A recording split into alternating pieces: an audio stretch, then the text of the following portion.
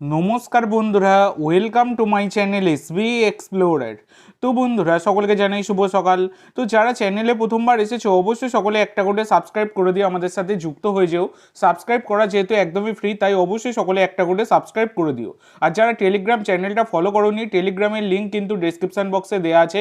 একদম প্রথমেই দেখো, ডেসক্রিপশন বক্সের প্রথমেই দেওয়া আছে, সেখান থেকে অবশ্যই টেলিগ্রাম চ্যানেলটা ফলো করে নেওয়া মাস্ট। তো অবশ্যই সকলে ফলোটা করে নিও।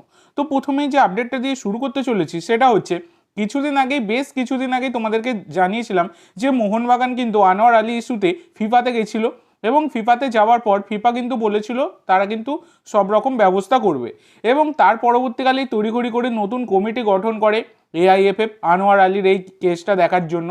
কিন্তু সেখানেও কিন্তু সেই একই দেখতে গেলে ধামাচাপাই পড়ে আছে। প্রায় 18 মাস ধরে এই কেস চলছে, কিন্তু কোনো রকম নিষ্পত্তি ঘটছে না।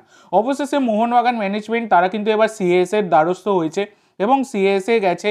তো দেখা যাক সিএস থেকে কি ফলাফল আসে। দেখো, আনোয়ার আলীর বিষয়টা খুবই কমপ্লিকেটেড। দেখতে গেলে চুক্তি থাকা সত্ত্বেও দুই পক্ষের মিউচুয়াল কন্ট্রাক্ট টার্মিনেশন কিন্তু হয়নি। তো সেক্ষেত্রে আনোয়ার আলীর একটা যথেষ্টই ব্যান খাওয়ার সম্ভাবনা রয়েছে। তো এবার দেখা যাক কি হয়। তো এর পরবর্তী যে আপডেটটা তোমাদের সাথে শেয়ার করতে চলেছি সেটা হচ্ছে ঈশান পণ্ডিতাকে নিয়ে। তো ঈশান পণ্ডিতাকে তোমরা সকলেই চেনো। 27 বছর বয়সী ভারতীয় স্ট্রাইকার। বর্তমানে তিনি যুক্ত ছিলেন কেরালা সুপার লিগের ক্লাব মালাপুরম এফসির সাথে। এবং তোমরা যদি দেখো, অনেক দিন ধরেই হয়ে গেল তিনি কিন্তু একদমই বলতে গেলে বড়সড় কোনো ফুটবল টুর্নামেন্টের বাইরেই রয়েছেন। মানে সেই পুরনো ঈশান পণ্ডিতাকে কিন্তু আমরা দেখতে পাইনি। মানে একটা সময় তিনি সুপার সাব হয়ে উঠেছিলেন, মানে সাবস্টিটিউট হিসাবে নেবে তিনি কিন্তু গোল করতেন। পরবর্তীকালে আস্তে আস্তে তিনি কিন্তু হারিয়ে গেছিলেন। তো এই ঈশান পণ্ডিতা তিনি তার পুরনো ক্লাব এফসি গোয়াতে কিন্তু আবার তিনি যোগ দিয়েছেন। এর আগে তিনি কিন্তু এই যে সুপার সাব হয়ে উঠেছিলেন সেইটা এফসি গোয়া থেকেই তিনি হয়ে উঠেছিলেন। তো আবারও কিন্তু তিনি এবার যোগ দিলেন এফসি গোয়াতে। একটা শর্ট টার্ম চুক্তিতে তিনি কিন্তু এফসি গোয়াতে যোগ দিয়েছেন। তো এবার দেখার বিষয় এটা, তিনি এফসি গোয়াতে কেমন পারফরমেন্স দেন। এর পরবর্তী যে আপডেটটা তোমাদের সাথে শেয়ার করতে চলেছি, এটা বর্তমানে দাঁড়িয়ে একটা খুবই গুরুত্বপূর্ণ আপডেট, যেটা হচ্ছে ইতিমধ্যে দাঁড়িয়ে আইএসএলের যে প্রস্তাবিত সূচি সেটা কিন্তু সমস্ত দলগুলোকেই পাঠিয়ে দেওয়া হয়েছে। সেই রকমই কিন্তু মোহনবাগান আর ইস্ট বেঙ্গলের সূচিটা আমি তোমাদের সাথে জানাবো। এটা এখনো কনফার্ম নয়, প্রস্তাবিত সূচি, মানে ক্লাবগুলোকে জানানো হয়েছে। যেখানে কিন্তু প্রথম মানে 14ই ফেব্রুয়ারি যে ওপেনিং ম্যাচ রয়েছে, ওপেনিং ম্যাচে কিন্তু ডার্বি রাখা হয়েছে। মানে 14ই ফেব্রুয়ারি মোহনবাগানের সাথে ইস্ট বেঙ্গল এই ডার্বি ম্যাচ কিন্তু আয়োজনের কথা ভাবছে ফেডারেশন। কিন্তু এক্ষেত্রে শোনা যাচ্ছে, যেটুকু খবর পেয়েছি, যে মোহনবাগান ইস্ট বেঙ্গল ম্যানেজমেন্ট কিন্তু এই ব্যাপারটা খুব একটা রাজি নয় বলেই শোনা যাচ্ছে। কারণ প্রথম ম্যাচই বড় ম্যাচ হলে সেটা একটা চাপের বিষয় হয়ে যায়। কিন্তু এই বিষয়টা এখনও কনফার্ম নয়। তো দেখা যাক, 14ই ফেব্রুয়ারি কিন্তু ডার্বি রাখা হয়েছে, আদৌ হবে কিনা সেটা জানা নেই। এবার মোহনবাগানের বাকি ম্যাচগুলো তোমাদেরকে বলে দিই। সূচির যে প্রপোজালটা রাখা হয়েছে সেটা তোমাদেরকে বলে দিই। 14ই ফেব্রুয়ারি তো ডার্বি রাখা হয়েছে।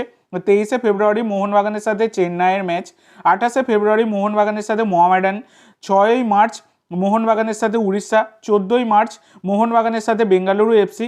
20শে মার্চ মোহনবাগানের সাথে মুম্বাই সিটি। 4ঠা এপ্রিল মোহনবাগানের সাথে জামশেদপুর। 12ই এপ্রিল মোহনবাগানের সাথে পাঞ্জাব। 17ই এপ্রিল মোহনবাগানের সাথে নর্থ ইস্ট। 23শে এপ্রিল মোহনবাগানের সাথে ইন্টার কাশি। 3রা মে মোহনবাগানের সাথে কেরালা ব্লাস্টার। 9ই মে মোহনবাগানের সাথে এফসি গোয়া। আর 17ই মে মোহনবাগানের সাথে এসসি দিল্লি, মানে স্পোর্টিং ক্লাব দিল্লি, যেটা মানে হায়দ্রাবাদের নতুন নাম হয়েছে আর কি এটা। তো সেইটা তোমাদেরকে জানিয়ে দিলাম। এবার ইস্ট বেঙ্গলেরটা তোমাদেরকে জানিয়ে দিই। যেমনটা বললাম, 14ই ফেব্রুয়ারি কিন্তু ডার্বি রাখা হয়েছে। তারপর 21শে ফেব্রুয়ারি কিন্তু ইস্ট বেঙ্গলের সাথে দিল্লির ম্যাচ রয়েছে। 27শে ফেব্রুয়ারি ইস্ট বেঙ্গলের সাথে জামশেদপুর। 5ই মার্চ ইস্ট বেঙ্গলের সাথে এফসি গোয়া। 14ই মার্চ ইস্ট বেঙ্গলের সাথে কেরালা ব্লাস্টার।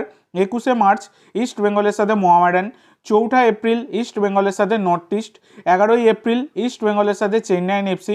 16ই এপ্রিল ইস্ট বেঙ্গলের সাথে বেঙ্গালুরু এফসি। 26শে এপ্রিল ইস্ট বেঙ্গলের সাথে পাঞ্জাব। তারপর 1লা মে ইস্ট বেঙ্গলের সাথে উড়িষ্যা। 8ই মে ইস্ট বেঙ্গলের সাথে মুম্বাই সিটি। 17ই মে ইস্ট বেঙ্গলের সাথে ইন্টার কাশি। তো এই রকম কিন্তু রাখা হয়েছে প্রস্তাবিত সূচি। এটা কিন্তু প্রপোজাল দেওয়া হয়েছে। তো দেখা যাক, কনফার্ম হয়ে গেলে এই সূচিটা আমি অবশ্যই তোমাদের সাথে শেয়ার করে দেবো। সেই কারণে অবশ্যই এসবি এক্সপ্লোরার ইউটিউব চ্যানেল এবং টেলিগ্রাম চ্যানেলটা সাবস্ক্রাইব করে রাখো। তো আজকের জন্য এইটুকু বন্ধুরা। ভিডিওটি ভালো লাগলে অবশ্যই লাইক করো, শেয়ার করো। আমার চ্যানেলে প্রথমবার এসে থাকলে চ্যানেলটি সাবস্ক্রাইব করো, আর কমেন্ট করে জানাও ভিডিওটি কেমন লাগলো। ধন্যবাদ।